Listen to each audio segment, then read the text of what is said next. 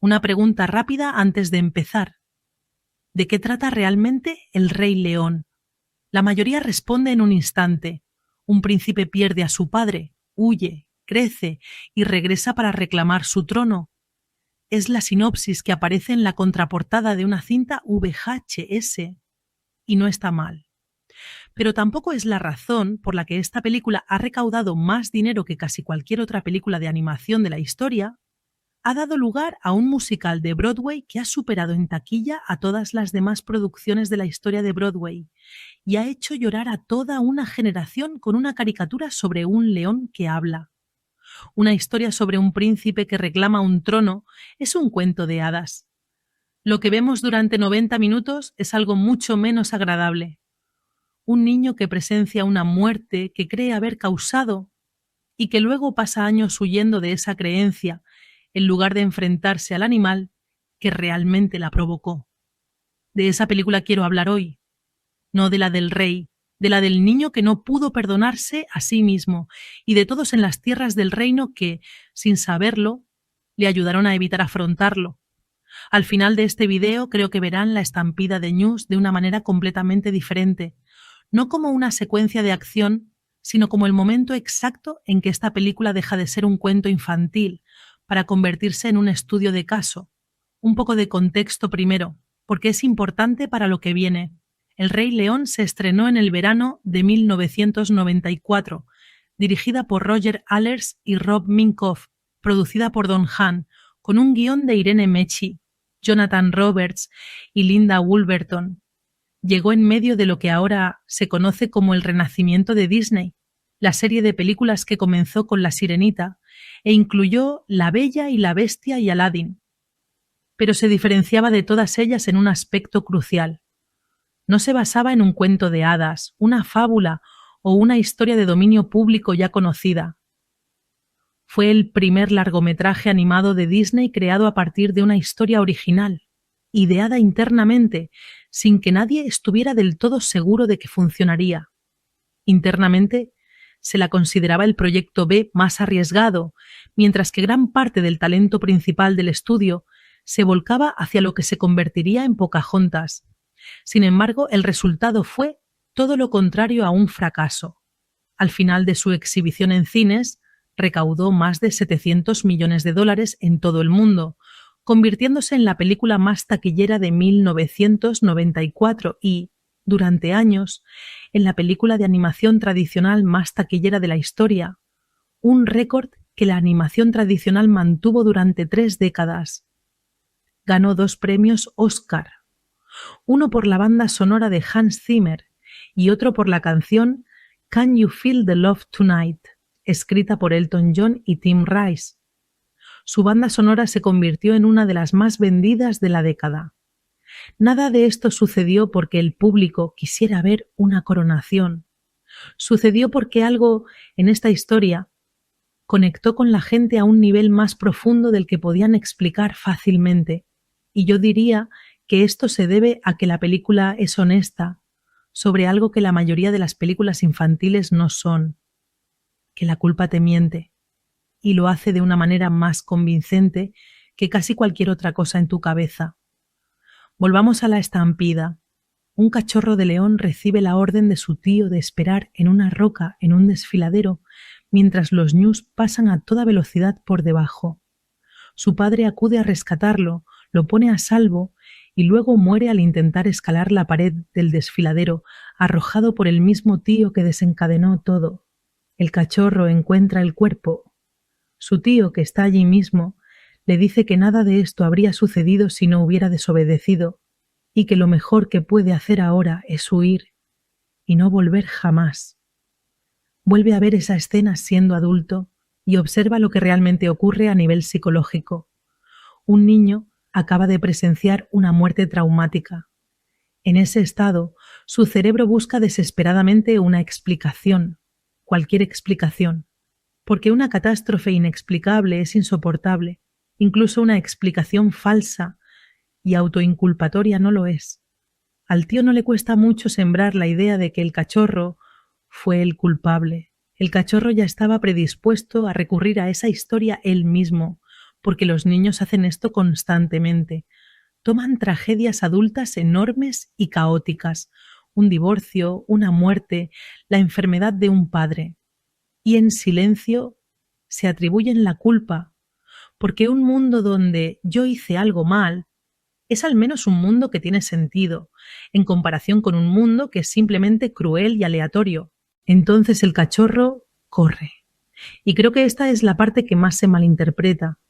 Tendemos a hablar de su exilio como castigo, como si le estuvieran haciendo algo, pero estructuralmente es evasión, algo que él mismo está haciendo. Nadie lo persigue a través de ese desierto. Elige el horizonte porque el horizonte es el único lugar donde no está el rostro de su padre. Esto es, en miniatura, exactamente lo que los psicólogos describen cuando hablan de la evitación como una respuesta al trauma. Cuando un recuerdo es demasiado doloroso para quedarse con él, la mente desviará toda su vida para no encontrarlo y llamará a ese desvío seguir adelante. La tragedia de los próximos años de la vida de este personaje es que alejarse se confunde con seguir adelante. Lo encuentran medio muerto, una suricata y un jabalí que están llevando a cabo su propio experimento de evasión, solo que uno más alegre. Han construido toda una ideología basada en no mirar hacia atrás, una filosofía alegre y pegadiza de vivir completamente en el presente y dejar que el pasado se encargue de sí mismo. Es una de las partes más queridas de la película y merece serlo, porque como pieza de composición y comedia visual es tan buena como este género.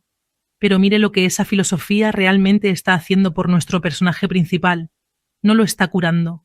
Le está dando permiso para seguir haciendo lo único que le duele. No hablar de lo que pasó durante años. Pasa de ser un cachorro a convertirse en un león adulto en esa jungla. Y en todo ese tiempo no lo vemos procesar el desfiladero ni una sola vez.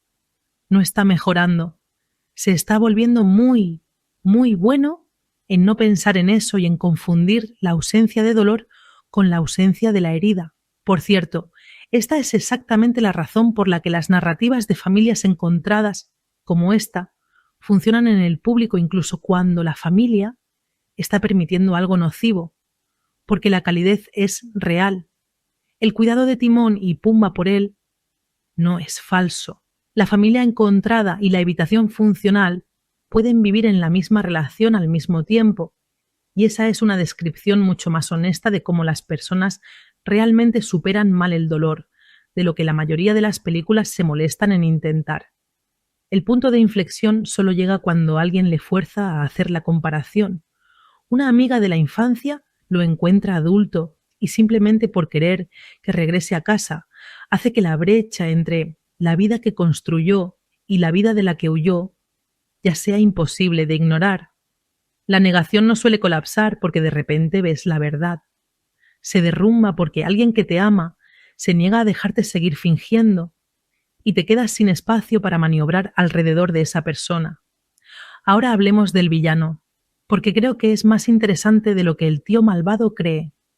Con la voz de Jeremy Irons, con un desdén teatral, casi shakespeariano, este personaje está escrito muy deliberadamente en la tradición de los intrigantes hermanos reales que se remontan a siglos atrás. El mismo ADN que encontrarás en Claudio o Ricardo III de Shakespeare. Hermano menor, ignorado, brillante en una corte que solo valoraba la fuerza física, viendo a un hermano mayor de oro heredar todo por defecto. Lo que le hace trabajar no es que quiera poder, es que podemos ver exactamente de dónde vino el deseo. Toda una vida siendo la segunda opción en una jerarquía a la que nunca estuvo de acuerdo. Eso no justifica lo que hace, lo hace legible.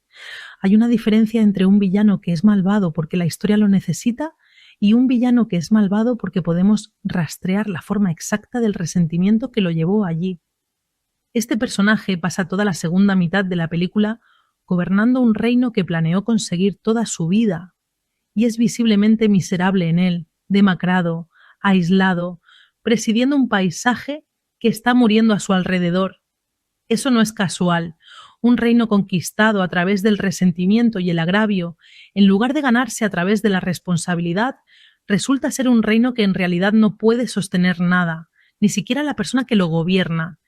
quiero dedicar un minuto a algo que la película maneja de una manera que es realmente un poco incómoda, porque no creo que un desglose completo de esta película sea honesto si se lo omite. La historia dibuja una geografía muy literal.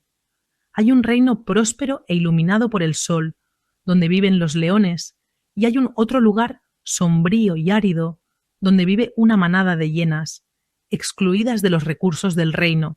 Esas hienas tienen estilos vocales que muchos espectadores codificaron en ese momento como negros y latinos urbanos, y una vez que toman el poder junto al villano, el reino colapsa visiblemente en la superpoblación, la deforestación y la hambruna.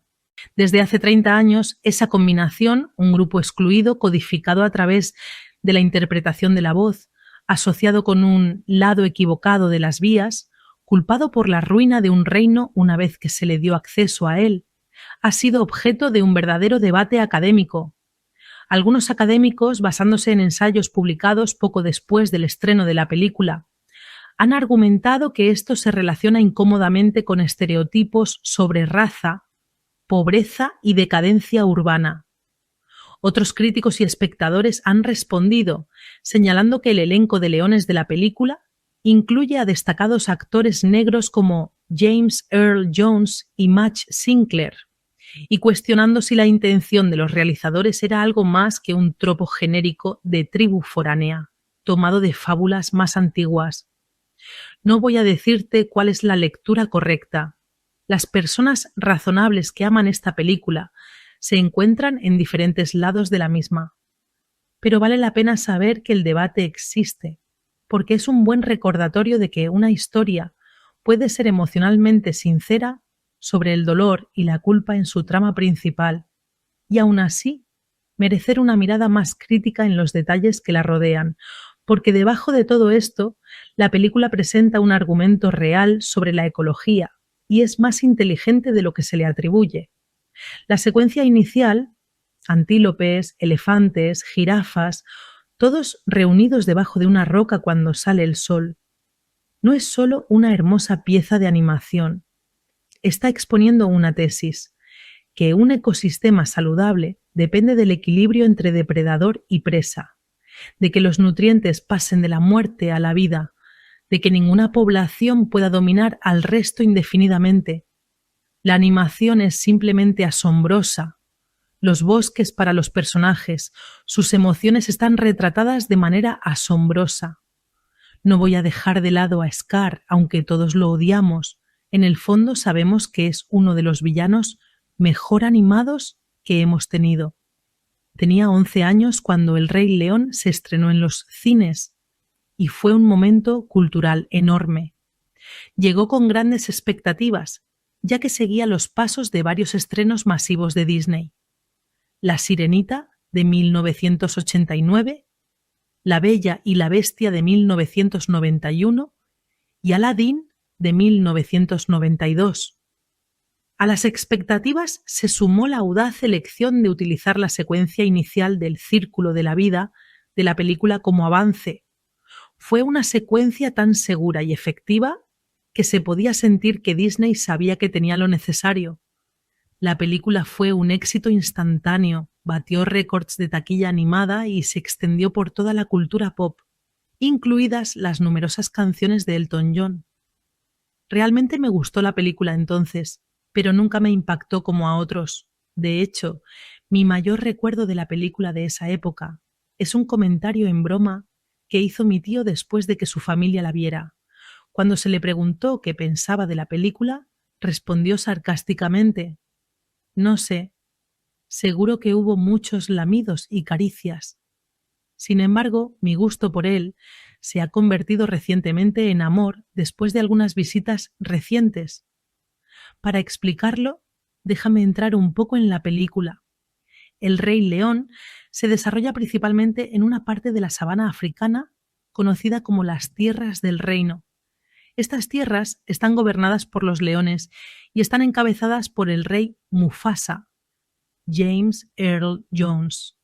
Su hijo recién nacido, Simba, Jonathan Taylor Thomas y Matthew Broderick, es el heredero al trono, pero el celoso hermano de Mufasa, Scar, Jeremy Irons, tiene planes de apoderarse del trono. Scar, junto con sus conspiradores hienas, traman un complot para matar a Mufasa y Simba en una estampida. Es una secuencia complicada y conmovedora, pero finalmente resulta en la muerte de Mufasa. Simba, angustiado por la muerte, llega a creer que es responsable de ella y no puede volver a casa para enfrentarse a los demás. Con Simba en el exilio autoimpuesto, Scar asume el trono y su gobierno arrasa la tierra.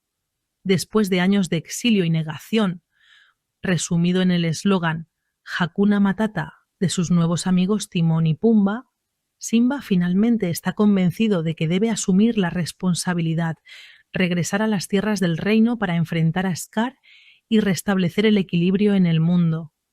Y luego la película pasa a su acto central, mostrándote exactamente qué sucede cuando ese equilibrio se rompe. Bajo el gobierno del villano, la caza deja de ser sostenible, los rebaños siguen adelante, la hierba muere y la tierra se convierte en polvo y huesos, en lo que es genuinamente una de las imágenes más sombrías en la historia de la animación convencional. Es una simple pieza de narración ambiental, pero no es ingenua. Los verdaderos ecosistemas de sabana funcionan de esta manera, con poblaciones de depredadores controladas por la escasez, y el pastoreo excesivo o el colapso de los controles naturales realmente convierte los pastizales en desiertos. La película está introduciendo de contrabando un punto ecológico bastante sofisticado a través de una película para niños. Que un trono, lo que nos lleva al momento hacia el que se ha estado gestando toda la película, y creo que es una de las escenas más silenciosamente radicales que Disney haya animado jamás. Nuestro protagonista, que aún se niega a regresar a casa, se enfrenta a un mandril anciano y medio loco que funciona como el chamán de la historia. Un guardián de la memoria en una historia sobre un personaje que ha pasado años tratando de no recordar. A través de una mezcla de burla y reflexión, este personaje logra que se mire a sí mismo en un charco de agua y luego mire hacia arriba, donde las nubes se abren, para revelar lo que parece el rostro y la voz de su padre, diciéndole, en esencia, que ha olvidado quién es. Esta es la lectura que creo que es fácil pasar por alto. Esa visión no es una visita sobrenatural. Así es como se ve un padre completamente internalizado una vez que un niño ha hecho el trabajo de finalmente enfrentarlo en lugar de huir. La figura paterna en esta película nunca estuvo realmente ahí afuera, esperando en las estrellas, controlando el clima. Siempre estuvo dentro de su hijo, en la forma de cada estándar que el hijo había pasado años tratando de no cumplir, porque hacerlo significaba admitir que todavía le importaba lo que pensaría su padre. La visión solo aparece una vez que se detiene la carrera. Eso no es una coincidencia, ese es todo el argumento emocional de la película, en una imagen. No puedes escuchar la voz de las personas que has perdido hasta que dejas de alejarte corriendo de sus recuerdos. Una vez que decide regresar, el tercio posterior de la película se mueve rápido, casi deliberadamente rápido, porque la película no está tan interesada en la pelea en sí como en la confesión que la precede. Antes de la confrontación final, el villano hace algo peor que atacar, obliga a una admisión pública, convirtiendo la misma culpa que hizo que nuestro héroe años antes huyera en un arma frente a toda la manada. Y funciona, por un momento. Ese es el último y más cruel truco de la culpa internalizada. Incluso después de haber hecho el trabajo emocional, alguien todavía puede devolverte la vieja mentira y verte estremecerte como si no hubiera pasado el tiempo. Lo que finalmente rompe el hechizo no es una respuesta inteligente, es el villano, en su propia desesperación, quien accidentalmente dice la única verdad que había mantenido oculta durante años, y el héroe escucha, por primera vez, exactamente cómo ocurrió realmente la muerte. La culpa que había cargado durante la mayor parte de su infancia, lo que dio forma a cada decisión que tomó en el exilio, resulta haber sido construida sobre una mentira que un niño de 8 años afligido no tenía forma de captar. La pelea que sigue es casi dramáticamente fuera de lugar. El verdadero clímax ya ocurrió en el momento en que escuchó la verdad en voz alta. Esta historia no se quedó dentro de una película de 90 minutos. En 1997 se convirtió en un musical de Broadway dirigido por Julie Taymor, reinventado con máscaras y títeres en lugar de una traducción directa de animación a acción real, y desde entonces se ha convertido en la producción más taquillera en la historia de Broadway. En 2019, Jon Favreau dirigió una versión fotorrealista animada por computadora que se convirtió, en ese momento, en el estreno animado más taquillero de la historia.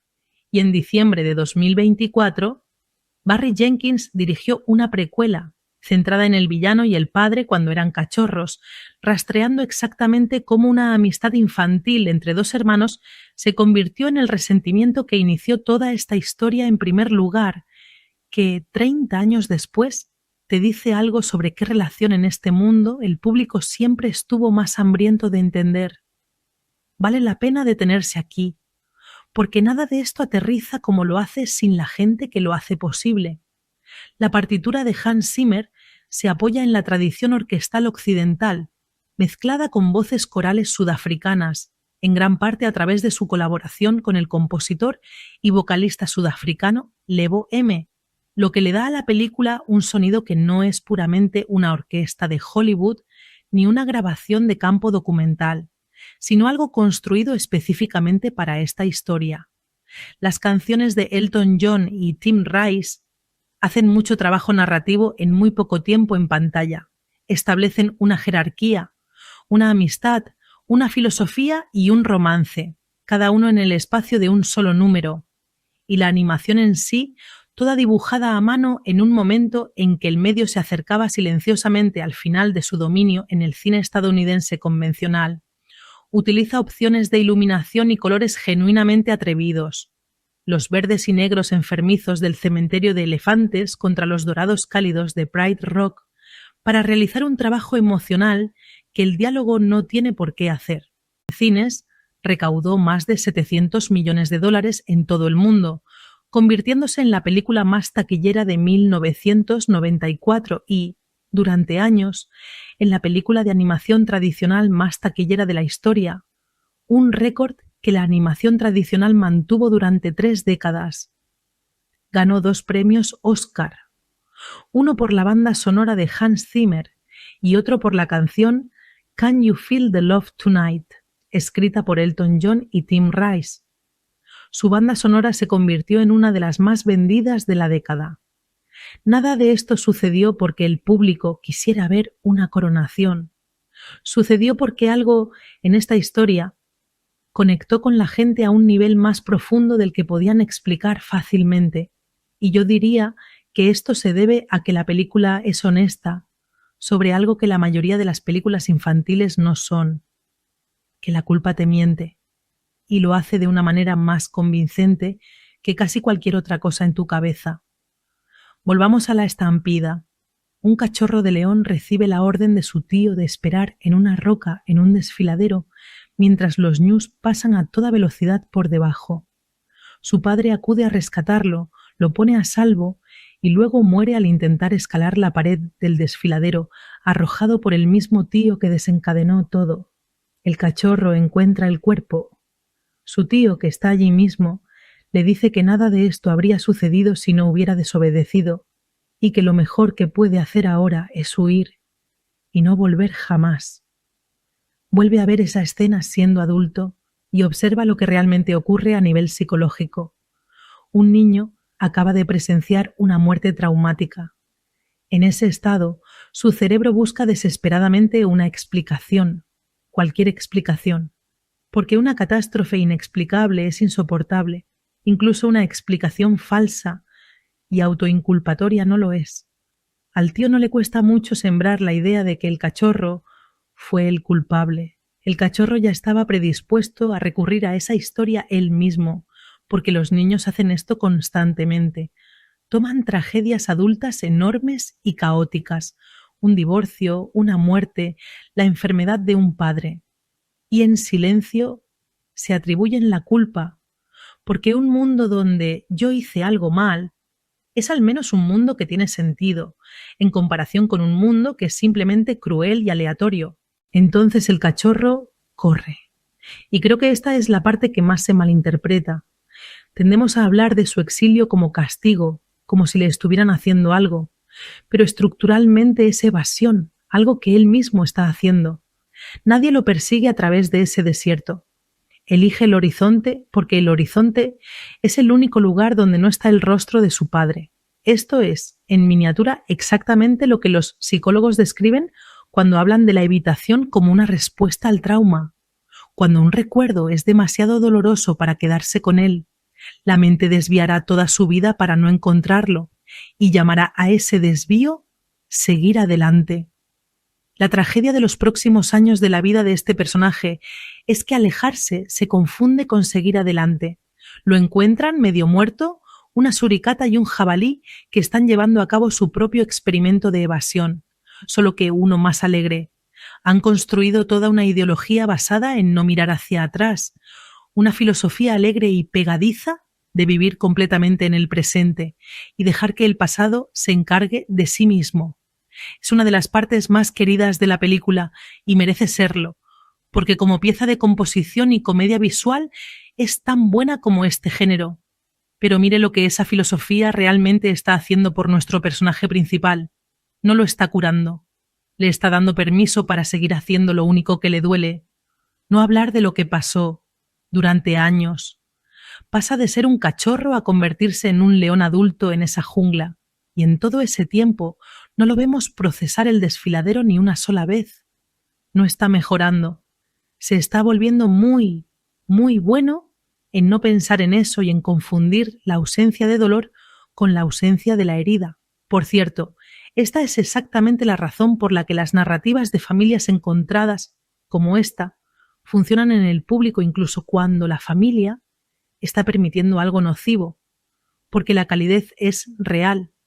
El cuidado de Timón y Pumba por él no es falso. La familia encontrada y la evitación funcional pueden vivir en la misma relación al mismo tiempo, y esa es una descripción mucho más honesta de cómo las personas realmente superan mal el dolor, de lo que la mayoría de las películas se molestan en intentar. El punto de inflexión solo llega cuando alguien le fuerza a hacer la comparación.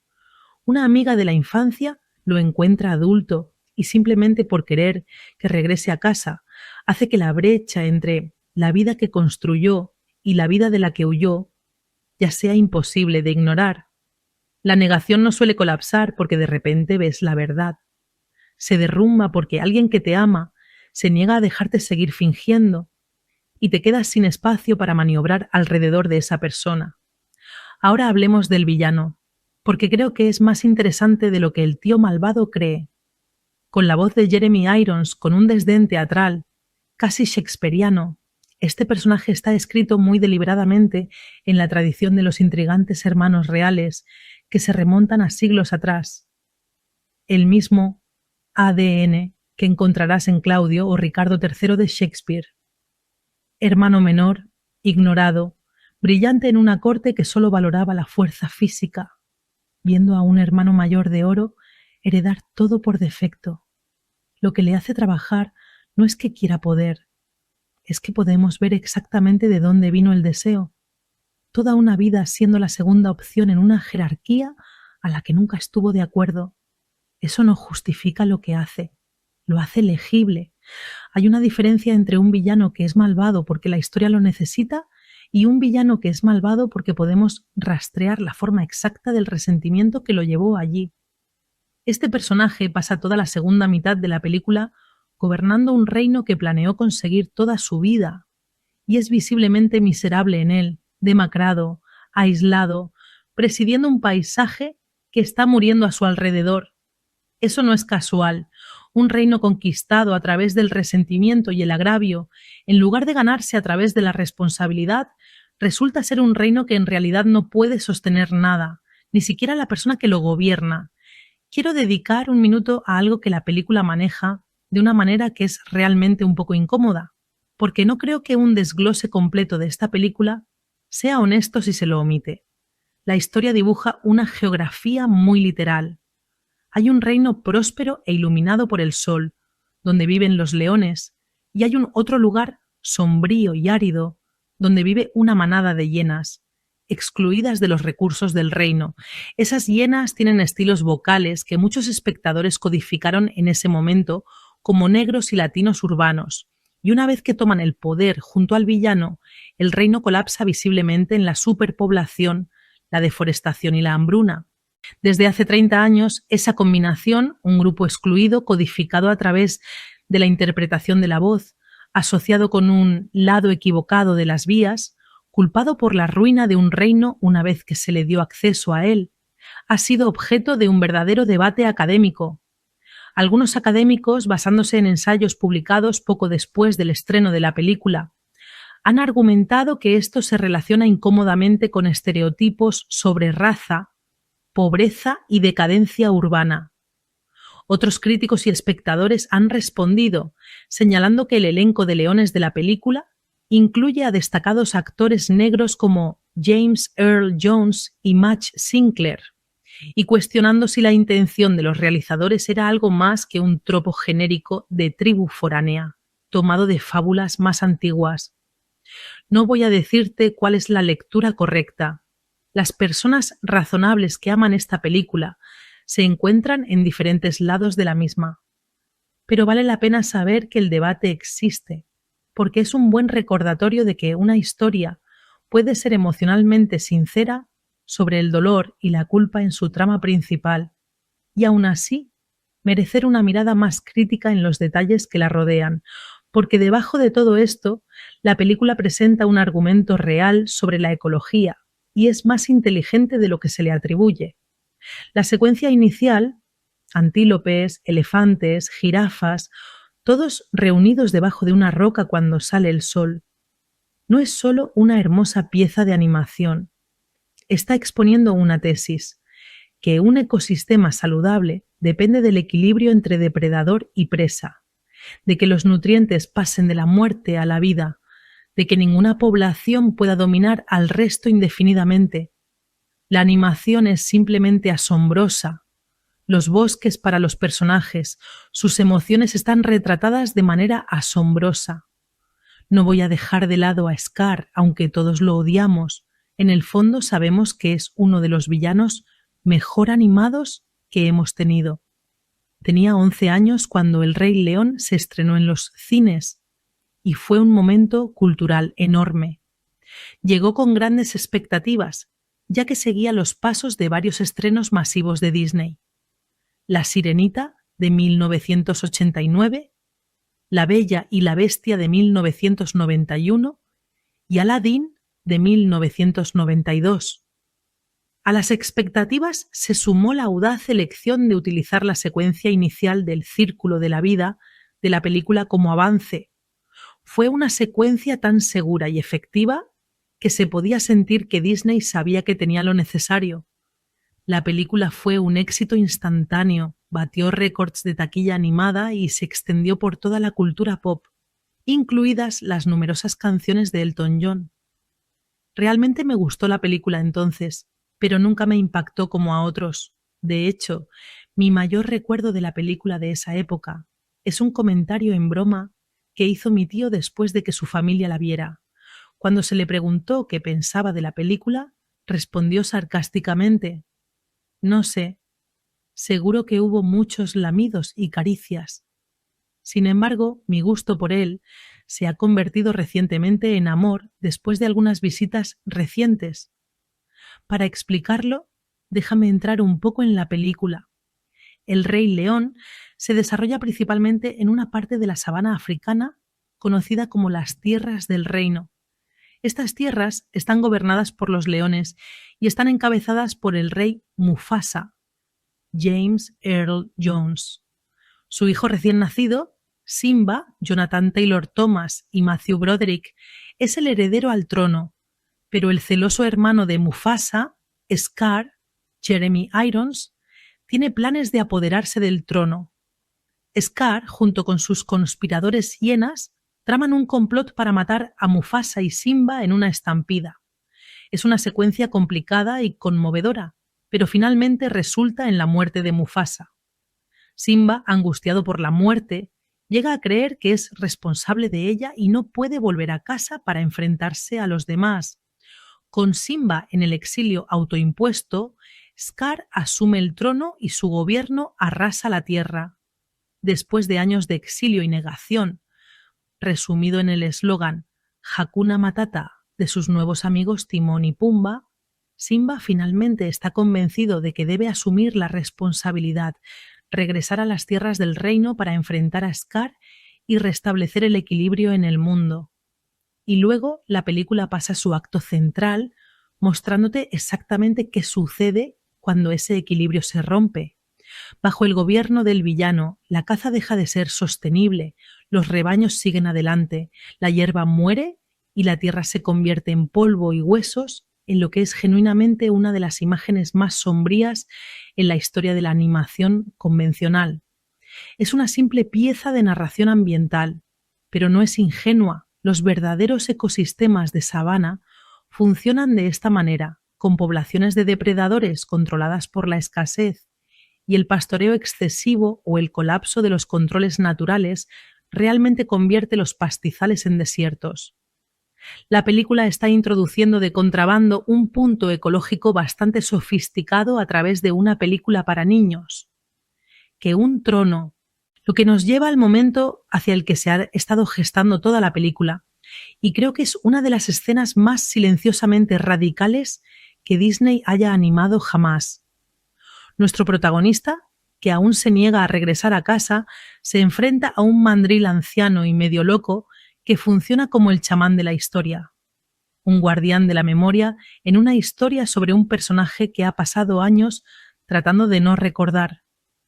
A través de una mezcla de burla y reflexión, este personaje logra que se mire a sí mismo en un charco de agua y luego mire hacia arriba, donde las nubes se abren para revelar lo que parece el rostro y la voz de su padre, diciéndole, en esencia, que ha olvidado quién es. Esta es la lectura que creo que es fácil pasar por alto. Esa visión no es una visita sobrenatural.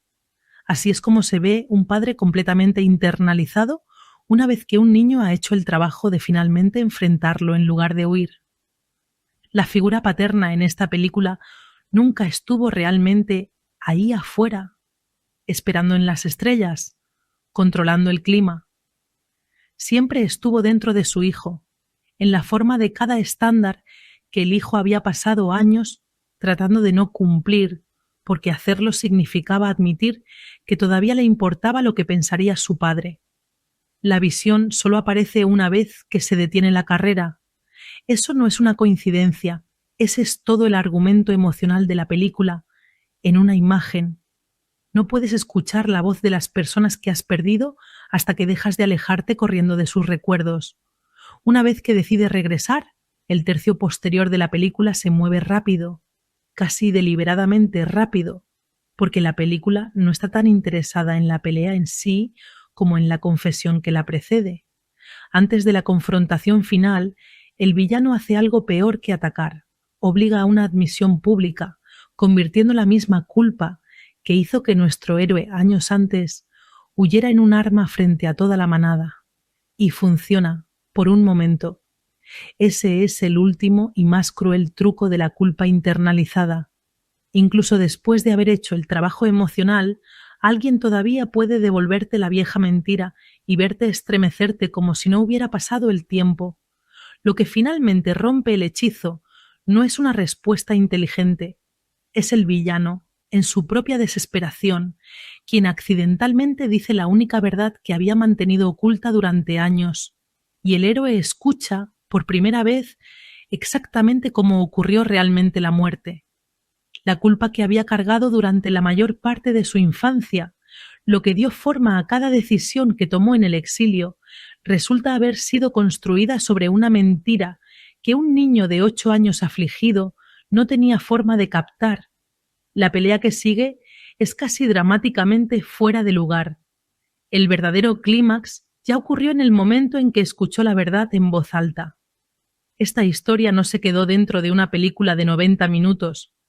En 1997 se convirtió en un musical de Broadway dirigido por Julie Taymor, reinventado con máscaras y títeres, en lugar de una traducción directa de animación a acción real, y desde entonces se ha convertido en la producción más taquillera en la historia de Broadway. En 2019, Jon Favreau dirigió una versión fotorrealista animada por computadora que se convirtió, en ese momento, en el estreno animado más taquillero de la historia. Y en diciembre de 2024, Barry Jenkins dirigió una precuela centrada en el villano y el padre cuando eran cachorros, rastreando exactamente cómo una amistad infantil entre dos hermanos se convirtió en el resentimiento que inició toda esta historia en primer lugar, que 30 años después te dice algo sobre qué relación en este mundo el público siempre estuvo más hambriento de entender. Vale la pena detenerse aquí, porque nada de esto aterriza como lo hace sin la gente que lo hace posible. La partitura de Hans Zimmer se apoya en la tradición orquestal occidental, mezclada con voces corales sudafricanas, en gran parte a través de su colaboración con el compositor y vocalista sudafricano Lebo M., lo que le da a la película un sonido que no es puramente una orquesta de Hollywood ni una grabación de campo documental, sino algo construido específicamente para esta historia. Las canciones de Elton John y Tim Rice hacen mucho trabajo narrativo en muy poco tiempo en pantalla. Establecen una jerarquía, una amistad, una filosofía y un romance, cada uno en el espacio de un solo número. Y la animación en sí, toda dibujada a mano en un momento en que el medio se acercaba silenciosamente al final de su dominio en el cine estadounidense convencional. Utiliza opciones de iluminación y colores genuinamente atrevidos. Los verdes y negros enfermizos del cementerio de elefantes contra los dorados cálidos de Pride Rock, para realizar un trabajo emocional que el diálogo no tiene por qué hacer. En cines recaudó más de 700 millones de dólares en todo el mundo, convirtiéndose en la película más taquillera de 1994 y, durante años, en la película de animación tradicional más taquillera de la historia, un récord que la animación tradicional mantuvo durante 3 décadas. Ganó 2 premios Oscar, uno por la banda sonora de Hans Zimmer y otro por la canción Can You Feel the Love Tonight, escrita por Elton John y Tim Rice. Su banda sonora se convirtió en una de las más vendidas de la década. Nada de esto sucedió porque el público quisiera ver una coronación. Sucedió porque algo en esta historia conectó con la gente a un nivel más profundo del que podían explicar fácilmente, y yo diría que esto se debe a que la película es honesta sobre algo que la mayoría de las películas infantiles no son, que la culpa te miente, y lo hace de una manera más convincente que casi cualquier otra cosa en tu cabeza. Volvamos a la estampida. Un cachorro de león recibe la orden de su tío de esperar en una roca en un desfiladero mientras los ñus pasan a toda velocidad por debajo. Su padre acude a rescatarlo, lo pone a salvo y luego muere al intentar escalar la pared del desfiladero, arrojado por el mismo tío que desencadenó todo. El cachorro encuentra el cuerpo. Su tío, que está allí mismo, le dice que nada de esto habría sucedido si no hubiera desobedecido y que lo mejor que puede hacer ahora es huir y no volver jamás. Vuelve a ver esa escena siendo adulto y observa lo que realmente ocurre a nivel psicológico. Un niño acaba de presenciar una muerte traumática. En ese estado, su cerebro busca desesperadamente una explicación, cualquier explicación, porque una catástrofe inexplicable es insoportable, incluso una explicación falsa y autoinculpatoria no lo es. Al tío no le cuesta mucho sembrar la idea de que el cachorro fue el culpable. El cachorro ya estaba predispuesto a recurrir a esa historia él mismo, porque los niños hacen esto constantemente. Toman tragedias adultas enormes y caóticas, un divorcio, una muerte, la enfermedad de un padre, y en silencio se atribuyen la culpa, porque un mundo donde yo hice algo mal es al menos un mundo que tiene sentido, en comparación con un mundo que es simplemente cruel y aleatorio. Entonces el cachorro corre. Y creo que esta es la parte que más se malinterpreta. Tendemos a hablar de su exilio como castigo, como si le estuvieran haciendo algo, pero estructuralmente es evasión, algo que él mismo está haciendo. Nadie lo persigue a través de ese desierto. Elige el horizonte porque el horizonte es el único lugar donde no está el rostro de su padre. Esto es, en miniatura, exactamente lo que los psicólogos describen cuando hablan de la evitación como una respuesta al trauma. Cuando un recuerdo es demasiado doloroso para quedarse con él, la mente desviará toda su vida para no encontrarlo y llamará a ese desvío seguir adelante. La tragedia de los próximos años de la vida de este personaje es que alejarse se confunde con seguir adelante. Lo encuentran medio muerto, una suricata y un jabalí que están llevando a cabo su propio experimento de evasión, solo que uno más alegre. Han construido toda una ideología basada en no mirar hacia atrás, una filosofía alegre y pegadiza de vivir completamente en el presente y dejar que el pasado se encargue de sí mismo. Es una de las partes más queridas de la película y merece serlo, porque como pieza de composición y comedia visual es tan buena como este género. Pero mire lo que esa filosofía realmente está haciendo por nuestro personaje principal. No lo está curando. Le está dando permiso para seguir haciendo lo único que le duele. No hablar de lo que pasó durante años. Pasa de ser un cachorro a convertirse en un león adulto en esa jungla. Y en todo ese tiempo no lo vemos procesar el desfiladero ni una sola vez. No está mejorando. Se está volviendo muy, muy bueno en no pensar en eso y en confundir la ausencia de dolor con la ausencia de la herida. Por cierto, esta es exactamente la razón por la que las narrativas de familias encontradas, como esta, funcionan en el público incluso cuando la familia está permitiendo algo nocivo, porque la calidez es real.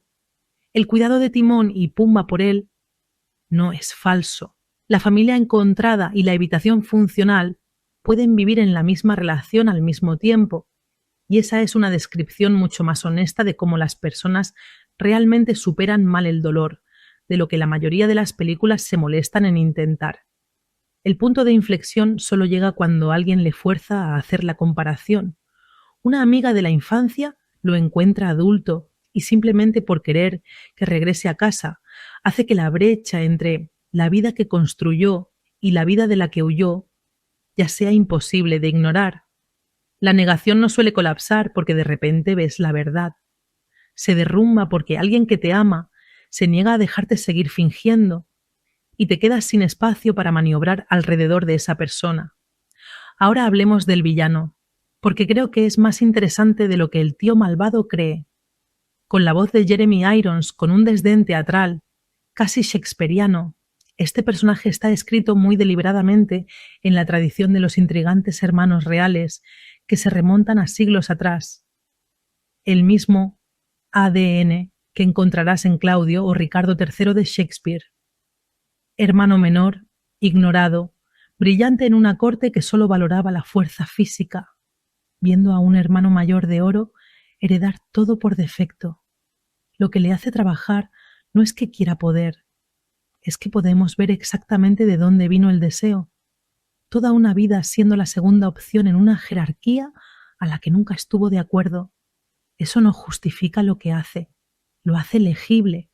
Hay una diferencia entre un villano que es malvado porque la historia lo necesita y un villano que es malvado porque podemos rastrear la forma exacta del resentimiento que lo llevó allí. Este personaje pasa toda la segunda mitad de la película gobernando un reino que planeó conseguir toda su vida, y es visiblemente miserable en él, demacrado, aislado, presidiendo un paisaje que está muriendo a su alrededor. Eso no es casual. Un reino conquistado a través del resentimiento y el agravio, en lugar de ganarse a través de la responsabilidad, resulta ser un reino que en realidad no puede sostener nada, ni siquiera la persona que lo gobierna. Quiero dedicar un minuto a algo que la película maneja de una manera que es realmente un poco incómoda, porque no creo que un desglose completo de esta película sea honesto si se lo omite. La historia dibuja una geografía muy literal. Hay un reino próspero e iluminado por el sol, donde viven los leones, y hay un otro lugar sombrío y árido, donde vive una manada de hienas, excluidas de los recursos del reino. Esas hienas tienen estilos vocales que muchos espectadores codificaron en ese momento como negros y latinos urbanos, y una vez que toman el poder junto al villano, el reino colapsa visiblemente en la superpoblación, la deforestación y la hambruna.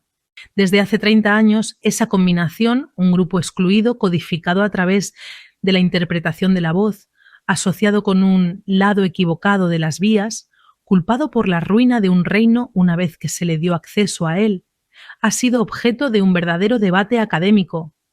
Algunos académicos, basándose en ensayos publicados poco después del estreno de la película, han argumentado que esto se relaciona incómodamente con estereotipos sobre raza, pobreza y decadencia urbana. Otros críticos y espectadores han respondido, señalando que el elenco de leones de la película incluye a destacados actores negros como James Earl Jones y Madge Sinclair, y cuestionando si la intención de los realizadores era algo más que un tropo genérico de tribu foránea, tomado de fábulas más antiguas. No voy a decirte cuál es la lectura correcta. Las personas razonables que aman esta película se encuentran en diferentes lados de la misma. Pero vale la pena saber que el debate existe, porque es un buen recordatorio de que una historia puede ser emocionalmente sincera sobre el dolor y la culpa en su trama principal, y aún así merecer una mirada más crítica en los detalles que la rodean, porque debajo de todo esto, la película presenta un argumento real sobre la ecología y es más inteligente de lo que se le atribuye.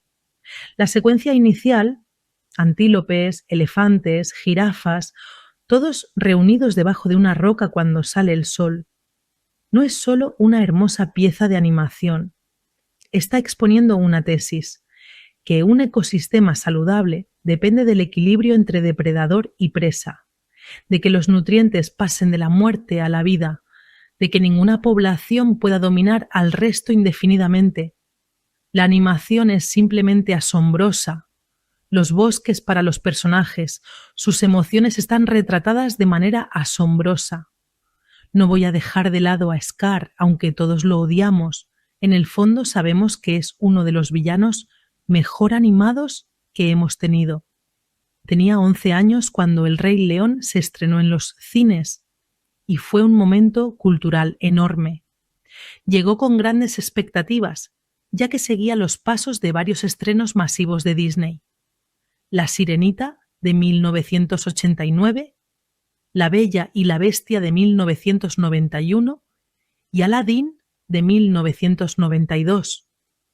A las expectativas se sumó la audaz elección de utilizar la secuencia inicial del Círculo de la Vida de la película como avance. Fue una secuencia tan segura y efectiva que se podía sentir que Disney sabía que tenía lo necesario. La película fue un éxito instantáneo, batió récords de taquilla animada y se extendió por toda la cultura pop, incluidas las numerosas canciones de Elton John. Realmente me gustó la película entonces, pero nunca me impactó como a otros. De hecho, mi mayor recuerdo de la película de esa época es un comentario en broma que hizo mi tío después de que su familia la viera. Cuando se le preguntó qué pensaba de la película, respondió sarcásticamente: «No sé, seguro que hubo muchos lamidos y caricias». Sin embargo, mi gusto por él se ha convertido recientemente en amor después de algunas visitas recientes. Para explicarlo, déjame entrar un poco en la película. El Rey León se desarrolla principalmente en una parte de la sabana africana conocida como las Tierras del Reino. Estas tierras están gobernadas por los leones y están encabezadas por el rey Mufasa, James Earl Jones. Su hijo recién nacido, Simba, Jonathan Taylor Thomas y Matthew Broderick, es el heredero al trono, pero el celoso hermano de Mufasa, Scar, Jeremy Irons, tiene planes de apoderarse del trono. Scar, junto con sus conspiradores hienas, traman un complot para matar a Mufasa y Simba en una estampida. Es una secuencia complicada y conmovedora, pero finalmente resulta en la muerte de Mufasa. Simba, angustiado por la muerte, llega a creer que es responsable de ella y no puede volver a casa para enfrentarse a los demás. Con Simba en el exilio autoimpuesto, Scar asume el trono y su gobierno arrasa la tierra. después de años de exilio y negación, resumido en el eslogan Hakuna Matata de sus nuevos amigos Timón y Pumba, Simba finalmente está convencido de que debe asumir la responsabilidad, regresar a las tierras del reino para enfrentar a Scar y restablecer el equilibrio en el mundo. Y luego la película pasa a su acto central, mostrándote exactamente qué sucede cuando ese equilibrio se rompe. Bajo el gobierno del villano, la caza deja de ser sostenible, los rebaños siguen adelante, la hierba muere y la tierra se convierte en polvo y huesos, en lo que es genuinamente una de las imágenes más sombrías en la historia de la animación convencional. Es una simple pieza de narración ambiental, pero no es ingenua. Los verdaderos ecosistemas de sabana funcionan de esta manera, con poblaciones de depredadores controladas por la escasez y el pastoreo excesivo o el colapso de los controles naturales realmente convierte los pastizales en desiertos. La película está introduciendo de contrabando un punto ecológico bastante sofisticado a través de una película para niños. Que un trono, lo que nos lleva al momento hacia el que se ha estado gestando toda la película, y creo que es una de las escenas más silenciosamente radicales que Disney haya animado jamás. Nuestro protagonista, que aún se niega a regresar a casa, se enfrenta a un mandril anciano y medio loco que funciona como el chamán de la historia. Un guardián de la memoria en una historia sobre un personaje que ha pasado años tratando de no recordar. A través de una mezcla de burla y reflexión, este personaje logra que se mire a sí mismo en un charco de agua y luego mire hacia arriba, donde las nubes se abren, para revelar lo que parece el rostro y la voz de su padre, diciéndole, en esencia, que ha olvidado quién es. Esta es la lectura que creo que es fácil pasar por alto. Esa visión no es una visita sobrenatural. Así es como se ve un padre completamente internalizado una vez que un niño ha hecho el trabajo de finalmente enfrentarlo en lugar de huir. La figura paterna en esta película nunca estuvo realmente ahí afuera, esperando en las estrellas, controlando el clima. Siempre estuvo dentro de su hijo, en la forma de cada estándar que el hijo había pasado años tratando de no cumplir, porque hacerlo significaba admitir que todavía le importaba lo que pensaría su padre. La visión solo aparece una vez que se detiene la carrera. Eso no es una coincidencia, ese es todo el argumento emocional de la película, en una imagen. No puedes escuchar la voz de las personas que has perdido hasta que dejas de alejarte corriendo de sus recuerdos. Una vez que decide regresar, el tercio posterior de la película se mueve rápido, casi deliberadamente rápido, porque la película no está tan interesada en la pelea en sí como en la confesión que la precede. Antes de la confrontación final, el villano hace algo peor que atacar, obliga a una admisión pública, convirtiendo la misma culpa que hizo que nuestro héroe años antes huyera en un arma frente a toda la manada. Y funciona, por un momento. Ese es el último y más cruel truco de la culpa internalizada. Incluso después de haber hecho el trabajo emocional, alguien todavía puede devolverte la vieja mentira y verte estremecerte como si no hubiera pasado el tiempo. Lo que finalmente rompe el hechizo no es una respuesta inteligente, es el villano, en su propia desesperación, quien accidentalmente dice la única verdad que había mantenido oculta durante años, y el héroe escucha, por primera vez, exactamente cómo ocurrió realmente la muerte. La culpa que había cargado durante la mayor parte de su infancia, lo que dio forma a cada decisión que tomó en el exilio, resulta haber sido construida sobre una mentira que un niño de 8 años afligido no tenía forma de captar. La pelea que sigue es casi dramáticamente fuera de lugar. El verdadero clímax ya ocurrió en el momento en que escuchó la verdad en voz alta. Esta historia no se quedó dentro de una película de 90 minutos. En 1997 se convirtió en un musical de Broadway dirigido por Julie Taymor, reinventado con máscaras y títeres en lugar de una traducción directa de animación a acción real, y desde entonces se ha convertido en la producción más taquillera en la historia de Broadway. En 2019, Jon Favreau dirigió una versión fotorrealista animada por computadora, que se convirtió, en ese momento, en el estreno animado más taquillero de la historia. Y en diciembre de 2024, Barry Jenkins dirigió una precuela, centrada en el villano y el padre cuando eran cachorros, rastreando exactamente cómo una amistad infantil entre dos hermanos se convirtió en el resentimiento que inició toda esta historia en primer lugar, que 30 años después te dice algo sobre qué relación en este mundo el público siempre estuvo más hambriento de entender. Vale la pena detenerse aquí, porque nada de esto aterriza como lo hace sin la gente que lo hace posible. La partitura de Hans Zimmer se apoya en la tradición orquestal occidental, mezclada con voces corales sudafricanas, en gran parte a través de su colaboración con el compositor y vocalista sudafricano Lebo M., lo que le da a la película un sonido que no es puramente una orquesta de Hollywood ni una grabación de campo documental, sino algo construido específicamente para esta historia. Las canciones de Elton John y Tim Rice hacen mucho trabajo narrativo en muy poco tiempo en pantalla. Establecen una jerarquía, una amistad, una filosofía y un romance, cada uno en el espacio de un solo número. Y la animación en sí, toda dibujada a mano en un momento en que el medio se acercaba silenciosamente al final de su dominio en el cine estadounidense convencional. Utiliza opciones de iluminación y colores genuinamente atrevidos. Los verdes y negros enfermizos del cementerio de elefantes contra los dorados cálidos de Pride Rock, para realizar un trabajo emocional que el diálogo no tiene por qué hacer. Cines recaudó más de $700 millones en todo el mundo, convirtiéndose en la película más taquillera de 1994 y, durante años, en la película de animación tradicional más taquillera de la historia, un récord que la animación tradicional mantuvo durante 3 décadas. Ganó 2 premios Oscar, uno por la banda sonora de Hans Zimmer y otro por la canción Can You Feel the Love Tonight, escrita por Elton John y Tim Rice. Su banda sonora se convirtió en una de las más vendidas de la década. Nada de esto sucedió porque el público quisiera ver una coronación.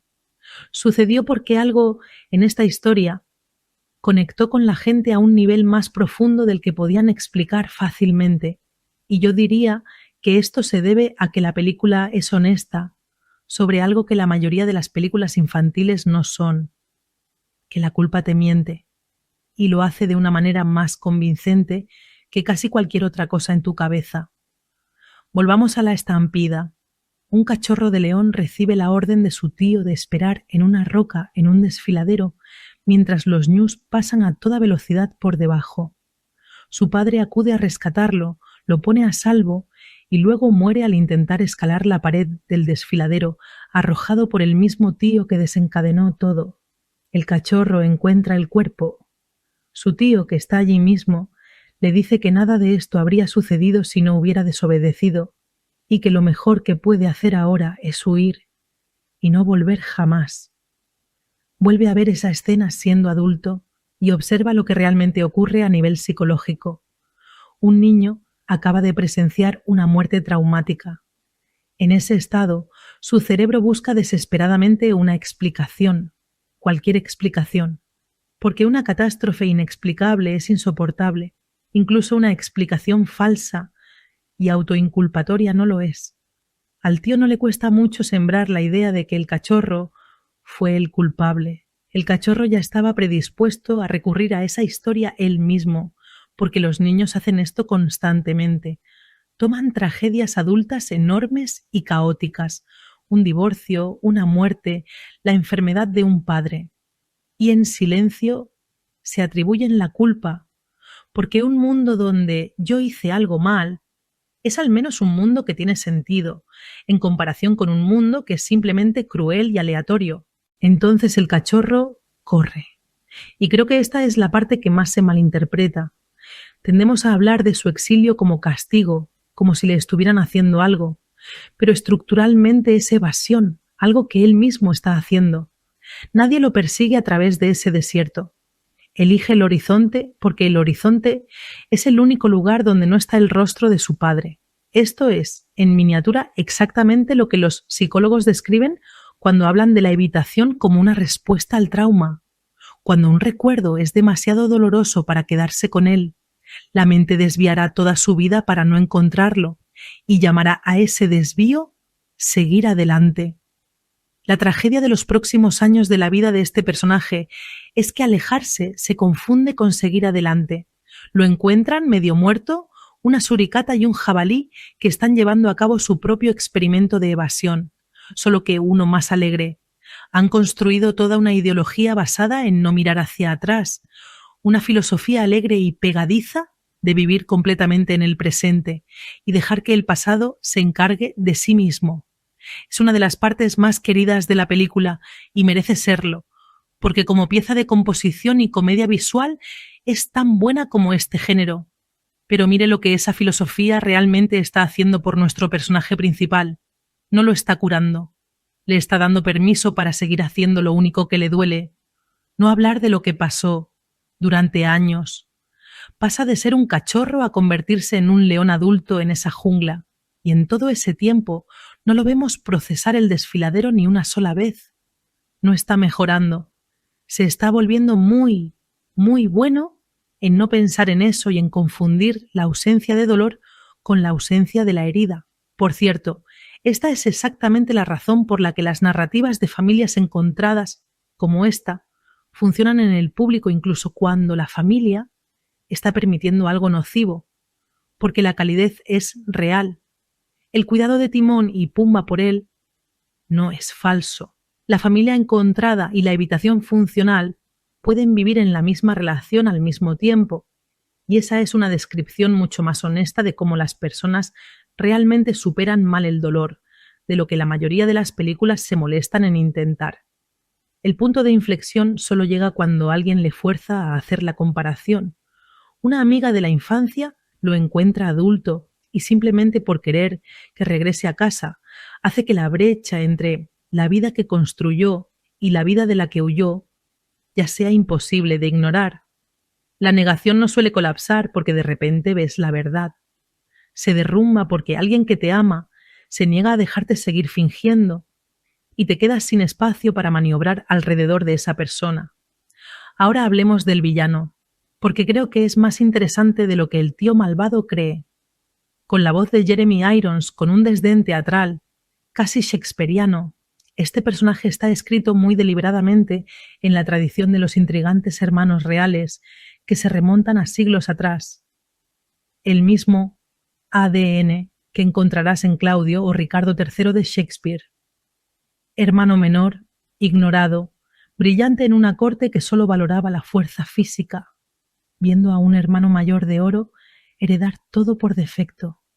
Lo que le hace trabajar no es que quiera poder, es que podemos ver exactamente de dónde vino el deseo. Toda una vida siendo la segunda opción en una jerarquía a la que nunca estuvo de acuerdo. Eso no justifica lo que hace, lo hace legible. Hay una diferencia entre un villano que es malvado porque la historia lo necesita y un villano que es malvado porque podemos rastrear la forma exacta del resentimiento que lo llevó allí. Este personaje pasa toda la segunda mitad de la película gobernando un reino que planeó conseguir toda su vida, y es visiblemente miserable en él, demacrado, aislado, presidiendo un paisaje que está muriendo a su alrededor. Eso no es casual. Un reino conquistado a través del resentimiento y el agravio, en lugar de ganarse a través de la responsabilidad, resulta ser un reino que en realidad no puede sostener nada, ni siquiera la persona que lo gobierna. Quiero dedicar un minuto a algo que la película maneja de una manera que es realmente un poco incómoda, porque no creo que un desglose completo de esta película sea honesto si se lo omite. La historia dibuja una geografía muy literal. Hay un reino próspero e iluminado por el sol, donde viven los leones, y hay un otro lugar sombrío y árido, donde vive una manada de hienas, excluidas de los recursos del reino. Esas hienas tienen estilos vocales que muchos espectadores codificaron en ese momento como negros y latinos urbanos, y una vez que toman el poder junto al villano, el reino colapsa visiblemente en la superpoblación, la deforestación y la hambruna. Desde hace 30 años, esa combinación, un grupo excluido, codificado a través de la interpretación de la voz, asociado con un lado equivocado de las vías, culpado por la ruina de un reino una vez que se le dio acceso a él, ha sido objeto de un verdadero debate académico. Algunos académicos, basándose en ensayos publicados poco después del estreno de la película, han argumentado que esto se relaciona incómodamente con estereotipos sobre raza, pobreza y decadencia urbana. Otros críticos y espectadores han respondido, señalando que el elenco de leones de la película incluye a destacados actores negros como James Earl Jones y Madge Sinclair, y cuestionando si la intención de los realizadores era algo más que un tropo genérico de tribu foránea, tomado de fábulas más antiguas. No voy a decirte cuál es la lectura correcta. Las personas razonables que aman esta película se encuentran en diferentes lados de la misma. Pero vale la pena saber que el debate existe, porque es un buen recordatorio de que una historia puede ser emocionalmente sincera sobre el dolor y la culpa en su trama principal, y aún así merecer una mirada más crítica en los detalles que la rodean, porque debajo de todo esto, la película presenta un argumento real sobre la ecología y es más inteligente de lo que se le atribuye. La secuencia inicial, antílopes, elefantes, jirafas, todos reunidos debajo de una roca cuando sale el sol, no es solo una hermosa pieza de animación. Está exponiendo una tesis, que un ecosistema saludable depende del equilibrio entre depredador y presa, de que los nutrientes pasen de la muerte a la vida, de que ninguna población pueda dominar al resto indefinidamente. La animación es simplemente asombrosa. Los bosques para los personajes, sus emociones están retratadas de manera asombrosa. No voy a dejar de lado a Scar, aunque todos lo odiamos. En el fondo sabemos que es uno de los villanos mejor animados que hemos tenido. Tenía 11 años cuando El Rey León se estrenó en los cines y fue un momento cultural enorme. Llegó con grandes expectativas, ya que seguía los pasos de varios estrenos masivos de Disney. La Sirenita, de 1989, La Bella y la Bestia, de 1991 y Aladdin, de 1992. A las expectativas se sumó la audaz elección de utilizar la secuencia inicial del Círculo de la Vida de la película como avance. Fue una secuencia tan segura y efectiva que se podía sentir que Disney sabía que tenía lo necesario. La película fue un éxito instantáneo, batió récords de taquilla animada y se extendió por toda la cultura pop, incluidas las numerosas canciones de Elton John. Realmente me gustó la película entonces, pero nunca me impactó como a otros. De hecho, mi mayor recuerdo de la película de esa época es un comentario en broma que hizo mi tío después de que su familia la viera. Cuando se le preguntó qué pensaba de la película, respondió sarcásticamente: «No sé, seguro que hubo muchos lamidos y caricias». Sin embargo, mi gusto por él se ha convertido recientemente en amor después de algunas visitas recientes. Para explicarlo, déjame entrar un poco en la película. El Rey León se desarrolla principalmente en una parte de la sabana africana conocida como las Tierras del Reino. Estas tierras están gobernadas por los leones y están encabezadas por el rey Mufasa, James Earl Jones. Su hijo recién nacido, Simba, Jonathan Taylor Thomas y Matthew Broderick, es el heredero al trono, pero el celoso hermano de Mufasa, Scar, Jeremy Irons, tiene planes de apoderarse del trono. Scar, junto con sus conspiradores hienas, traman un complot para matar a Mufasa y Simba en una estampida. Es una secuencia complicada y conmovedora, pero finalmente resulta en la muerte de Mufasa. Simba, angustiado por la muerte, llega a creer que es responsable de ella y no puede volver a casa para enfrentarse a los demás. Con Simba en el exilio autoimpuesto, Scar asume el trono y su gobierno arrasa la tierra. Después de años de exilio y negación, resumido en el eslogan Hakuna Matata de sus nuevos amigos Timón y Pumba, Simba finalmente está convencido de que debe asumir la responsabilidad, regresar a las tierras del reino para enfrentar a Scar y restablecer el equilibrio en el mundo. Y luego la película pasa a su acto central, mostrándote exactamente qué sucede cuando ese equilibrio se rompe.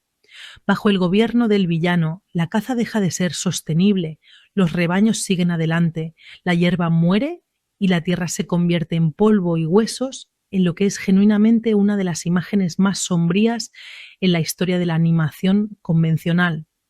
Es una simple pieza de narración ambiental, pero no es ingenua. Los verdaderos ecosistemas de sabana funcionan de esta manera, con poblaciones de depredadores controladas por la escasez y el pastoreo excesivo o el colapso de los controles naturales realmente convierte los pastizales en desiertos. La película está introduciendo de contrabando un punto ecológico bastante sofisticado a través de una película para niños. Que un trono, lo que nos lleva al momento hacia el que se ha estado gestando toda la película, y creo que es una de las escenas más silenciosamente radicales que Disney haya animado jamás. Nuestro protagonista, que aún se niega a regresar a casa, se enfrenta a un mandril anciano y medio loco que funciona como el chamán de la historia.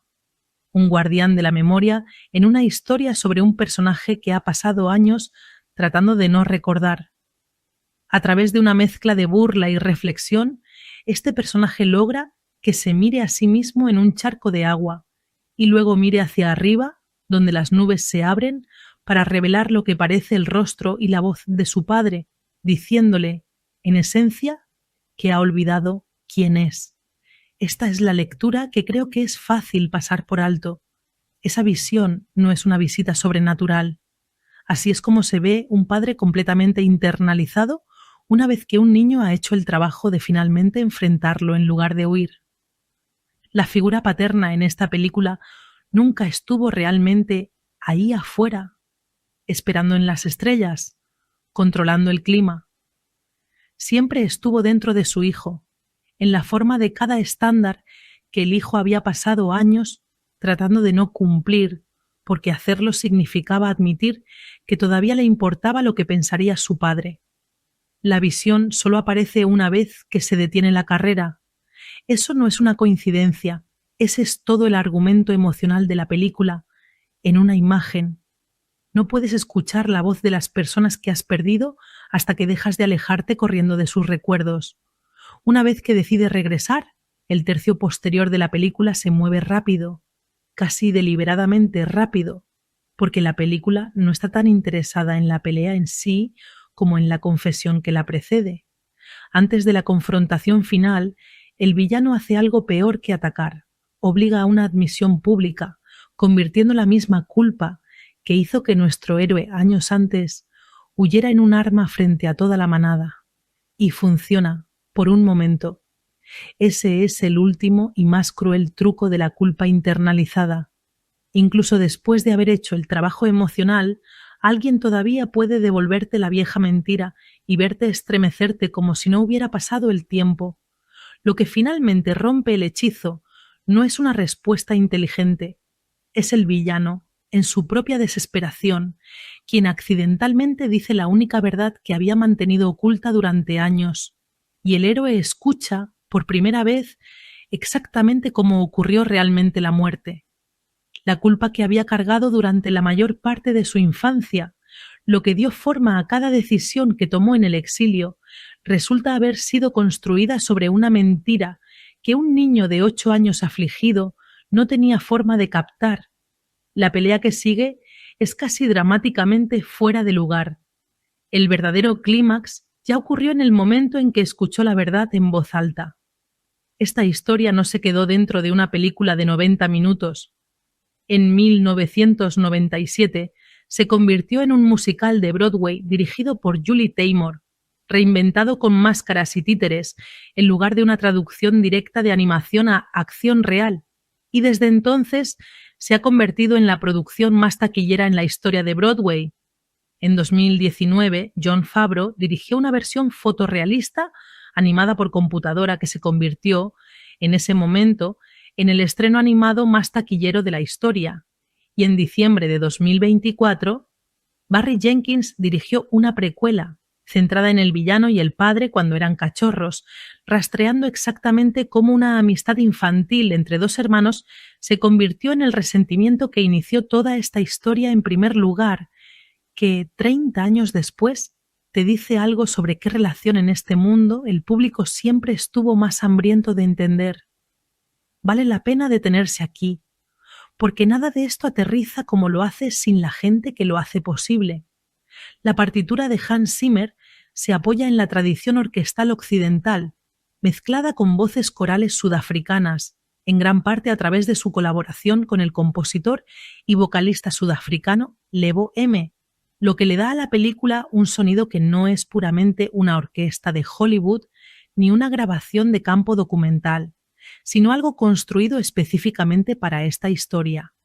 Las canciones de Elton John y Tim Rice hacen mucho trabajo narrativo en muy poco tiempo en pantalla. Establecen una jerarquía, una amistad, una filosofía y un romance, cada uno en el espacio de un solo número. Y la animación en sí, toda dibujada a mano en un momento en que el medio se acercaba silenciosamente al final de su dominio en el cine estadounidense convencional. Utiliza opciones de iluminación y colores genuinamente atrevidos. Los verdes y negros enfermizos del cementerio de elefantes contra los dorados cálidos de Pride Rock, para realizar un trabajo emocional que el diálogo no tiene por qué hacer, si no hubiera pasado el tiempo. Lo que finalmente rompe el hechizo no es una respuesta inteligente, es el villano, en su propia desesperación, quien accidentalmente dice la única verdad que había mantenido oculta durante años, y el héroe escucha, por primera vez, exactamente cómo ocurrió realmente la muerte. La culpa que había cargado durante la mayor parte de su infancia, lo que dio forma a cada decisión que tomó en el exilio, resulta haber sido construida sobre una mentira que un niño de 8 años afligido no tenía forma de captar. La pelea que sigue es casi dramáticamente fuera de lugar. El verdadero clímax ya ocurrió en el momento en que escuchó la verdad en voz alta. Esta historia no se quedó dentro de una película de 90 minutos. En 1997 se convirtió en un musical de Broadway dirigido por Julie Taymor, reinventado con máscaras y títeres en lugar de una traducción directa de animación a acción real, y desde entonces se ha convertido en la producción más taquillera en la historia de Broadway. En 2019, Jon Favreau dirigió una versión fotorrealista animada por computadora que se convirtió, en ese momento, en el estreno animado más taquillero de la historia. Y en diciembre de 2024, Barry Jenkins dirigió una precuela, centrada en el villano y el padre cuando eran cachorros, rastreando exactamente cómo una amistad infantil entre dos hermanos se convirtió en el resentimiento que inició toda esta historia en primer lugar, que 30 años después te dice algo sobre qué relación en este mundo el público siempre estuvo más hambriento de entender. Vale la pena detenerse aquí, porque nada de esto aterriza como lo hace sin la gente que lo hace posible. La partitura de Hans Zimmer se apoya en la tradición orquestal occidental, mezclada con voces corales sudafricanas, en gran parte a través de su colaboración con el compositor y vocalista sudafricano Lebo M., lo que le da a la película un sonido que no es puramente una orquesta de Hollywood ni una grabación de campo documental, sino algo construido específicamente para esta historia. Las canciones de Elton John y Tim Rice hacen mucho trabajo narrativo en muy poco tiempo en pantalla. Establecen una jerarquía, una amistad, una filosofía y un romance, cada uno en el espacio de un solo número. Y la animación en sí, toda dibujada a mano en un momento en que el medio se acercaba silenciosamente al final de su dominio en el cine estadounidense convencional. Utiliza opciones de iluminación y colores genuinamente atrevidos. Los verdes y negros enfermizos del cementerio de elefantes contra los dorados cálidos de Pride Rock, para realizar un trabajo emocional que el diálogo no tiene por qué hacer,